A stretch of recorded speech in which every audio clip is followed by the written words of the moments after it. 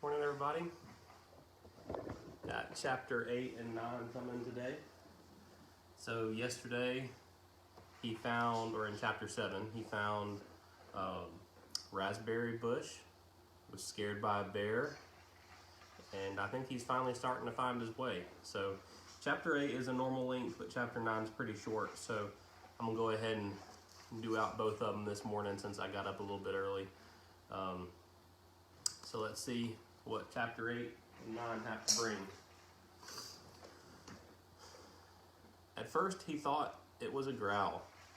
In the darkness of the shelter, in the middle of the night, his eyes came open and he was awake, and he thought there was a growl. But it was the wind. A medium wind in the pines had made some sound that brought him up, brought him awake. He sat up and was hit with the smell. It terrified him. The smell was one of rot, some musty rot that made him think only of graves with cobwebs and dust and old death. His nostrils widened and he opened his eyes wider, but he could see nothing. It was too dark, too hard dark with clouds covering even the small light from the stars, and he could not see. But the smell was alive, alive and full, and in the shelter.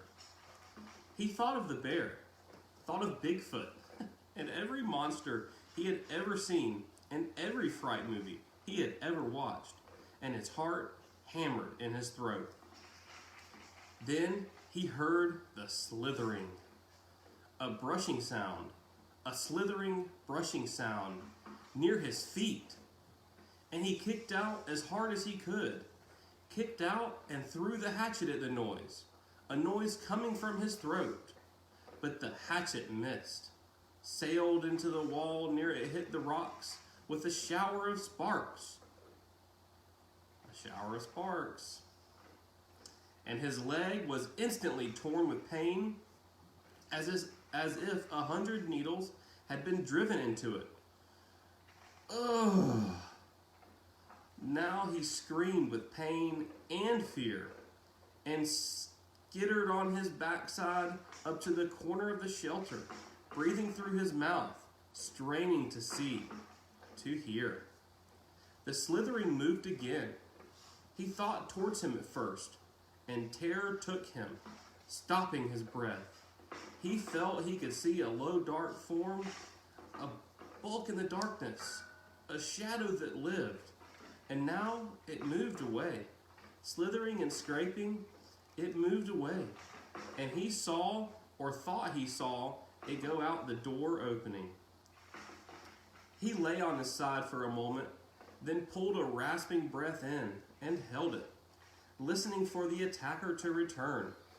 When it was apparent that the shadow wasn't coming back, he felt the calf of his leg, where the pain was centered, and the spreading to fill the whole leg. His fingers gingerly touched a group of needles that had been driven through his pants and the fleshy part of his calf. They were stiff and very sharp on the ends that stuck out, and he knew what his attacker had been.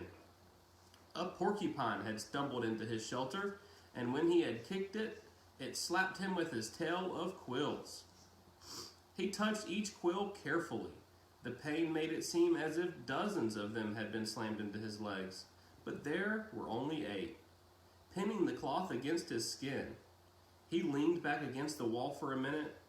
He couldn't leave them in. They had to come out. But just touching them made the pain more intense.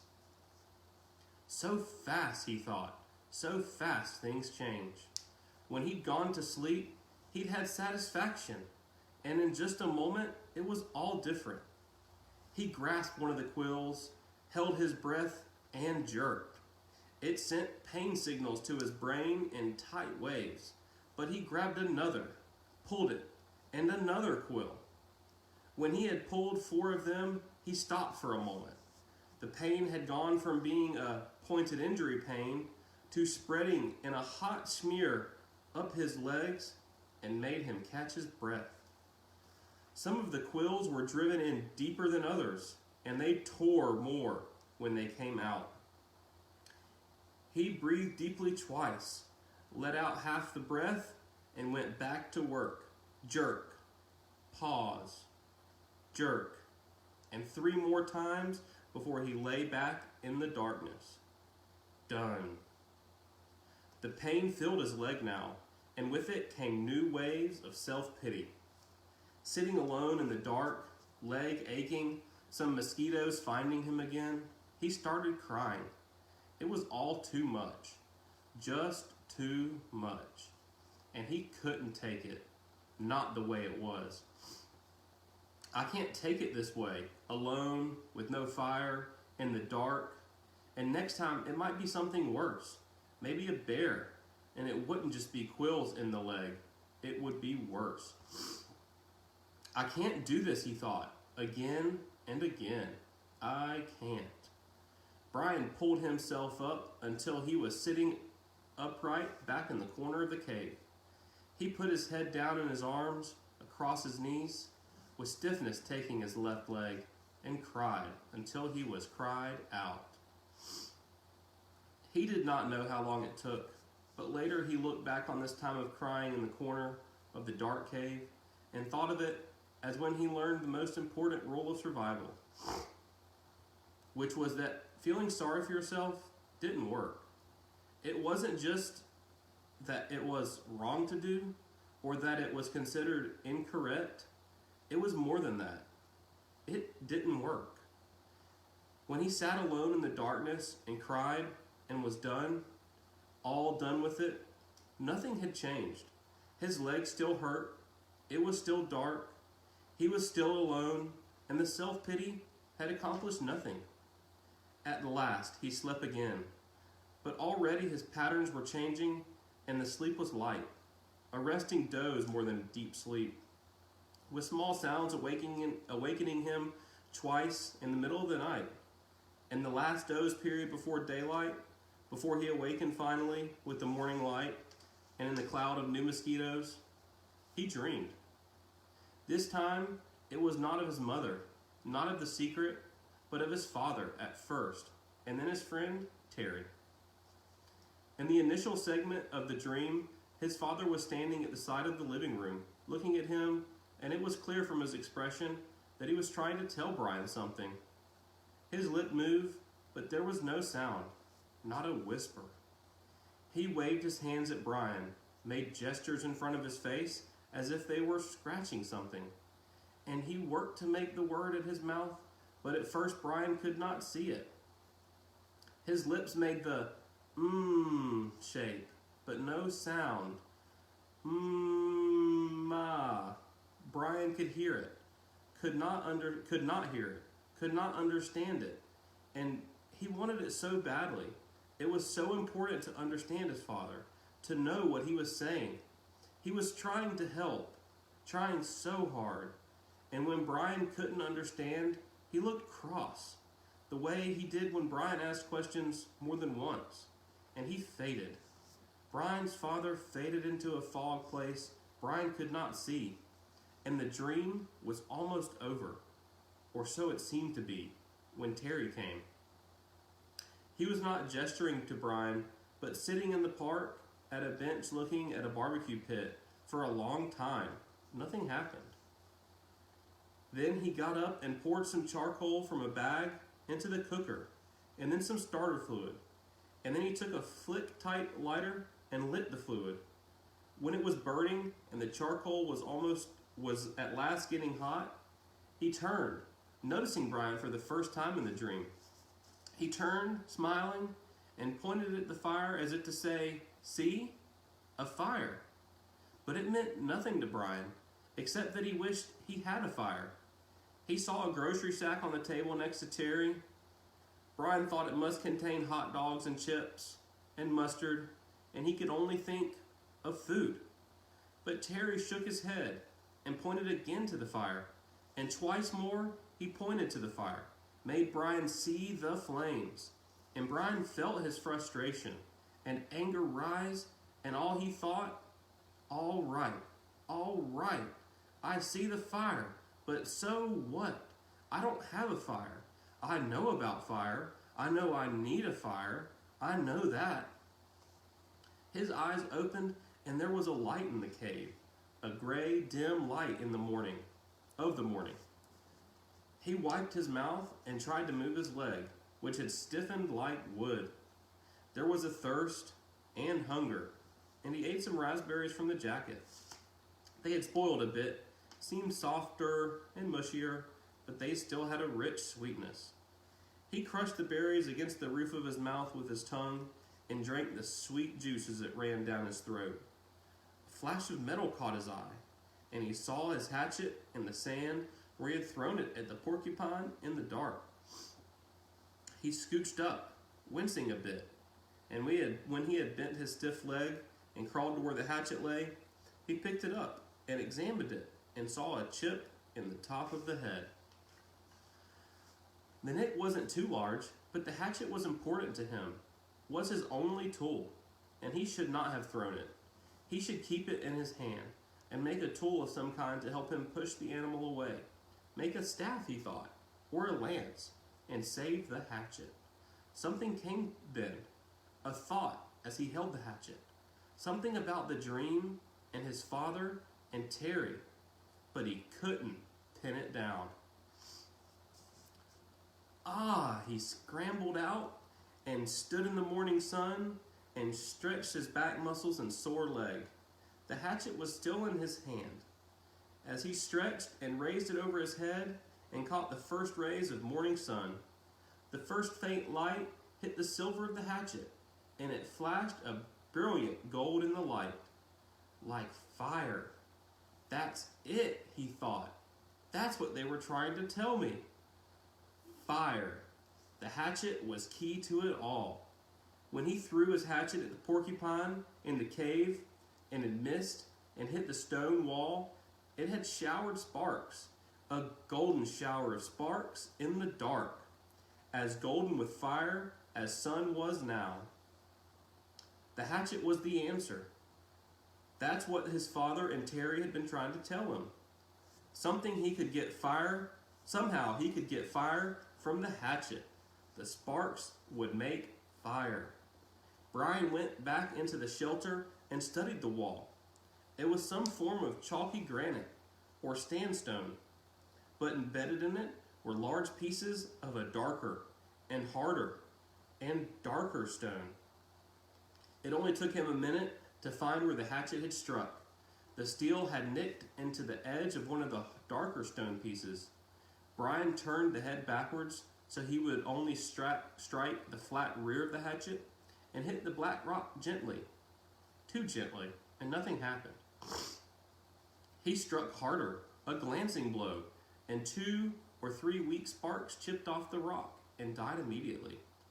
He swung harder, held the hatchet so it would hit a longer sliding blow, and the black rock exploded in fire. Sparks flew so heavily that several of them skittered and jumped onto the sand beneath the rock, and he smiled and struck again and again. There could be fire here, he thought. I will have a fire here, he thought, and struck again. I will have a fire from the hatchet. All right, that's the end of chapter 8. We're going to go ahead and roll into chapter 9. Good thing he's finding some success.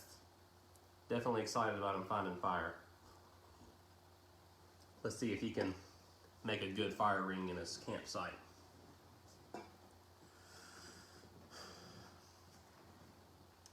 Brian found it was a long way from sparks to fire.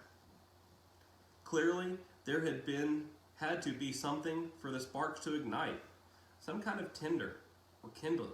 But what? He brought some dried grass in, tapped sparks into it, and watched them die. He tried small twigs, breaking them into little pieces, but that was worse than the grass. Then he had a combination of the two, grass and twigs. Nothing.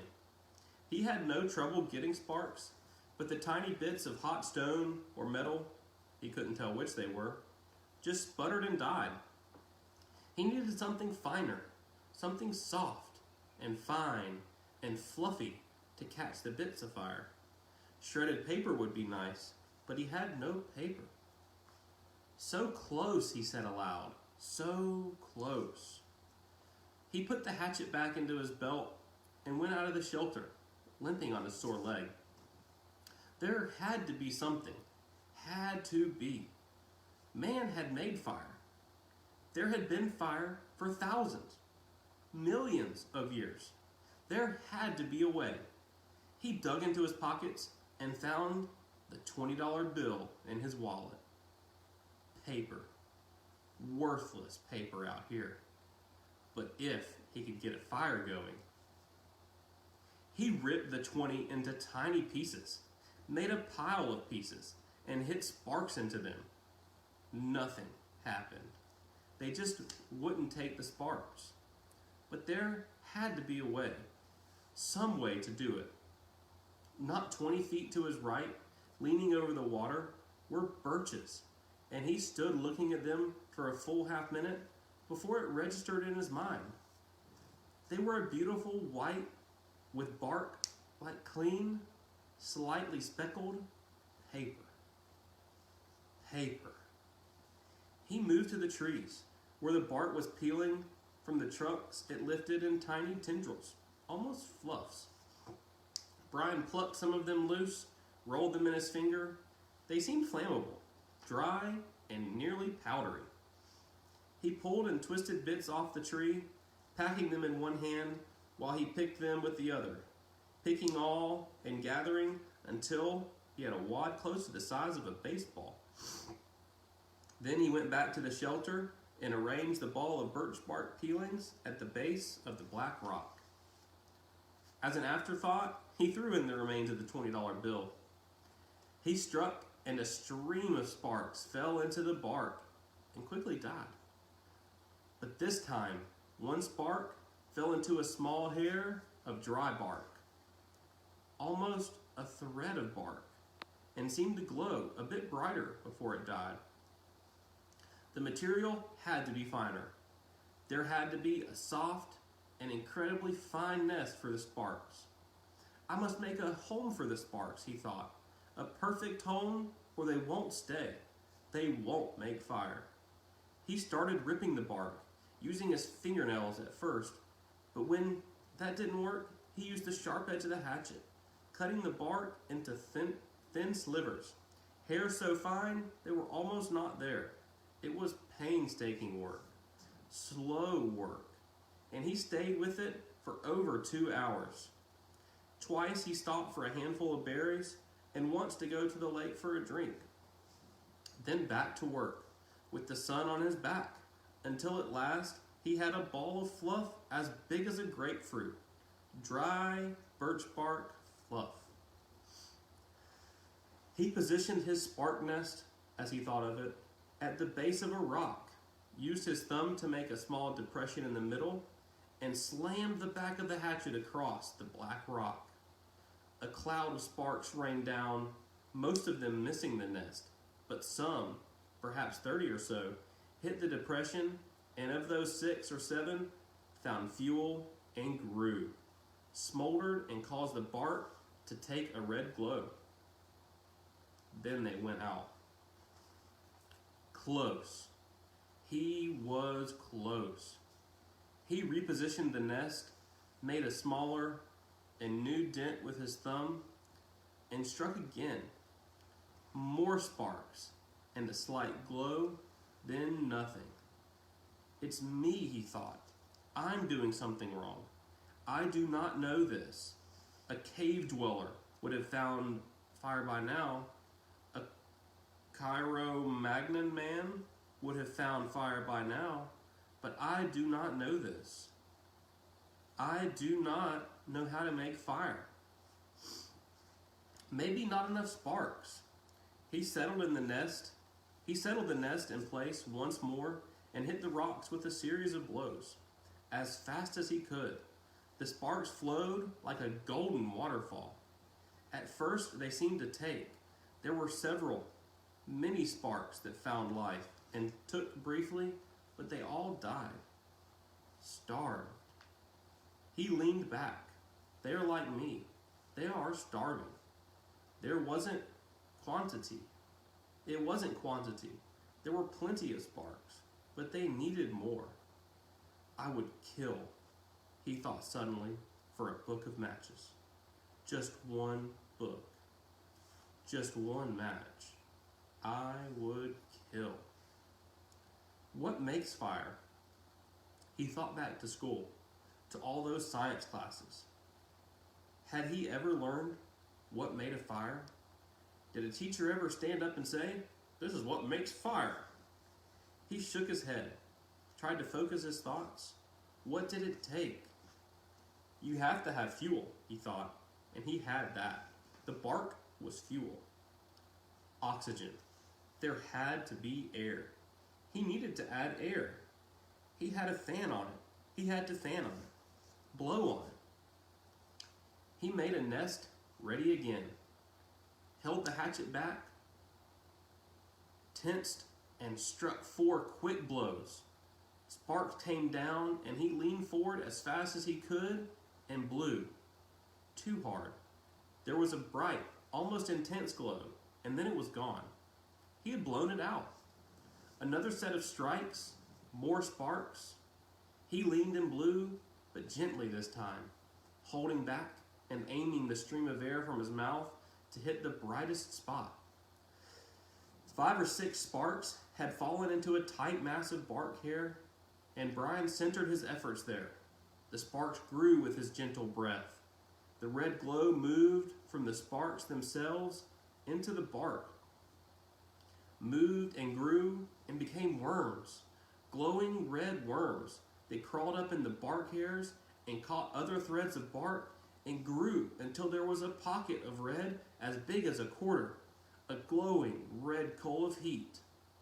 And when he ran out of breath and paused to inhale, the red ball suddenly burst into flame. "Fire!" he yelled. "I've got fire! I've got it!